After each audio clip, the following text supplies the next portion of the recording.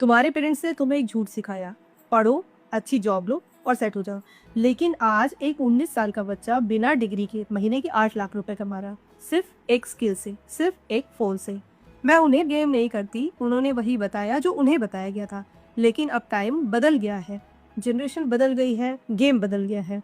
आज जो लोग करोड़ में कमा रहे हैं वो किसी कॉलेज से नहीं आए, वो आए हैं क्यूरियोसिटी से, कंटेंट से, डिजिटल वर्ल्ड से। Communication, personal branding, content creation, ये स्किल कोई स्कूल नहीं सिखाता, लेकिन ये स्किल आपकी ज़िंदगी बदलने वाली है। आज के टाइम में हर कोई अपना करियर बना रहा है, आप भी बना सकते हो। और अगर आप भी ये स्किल सीखना चाहते हो तो कमेंट में लिखो स्किल। मैं आपको बताऊंगी कि कहाँ से और कैसे ये सारे स्किल्स को सीख सकते हो और कैसे करियर बिल्ड कर सकते हो।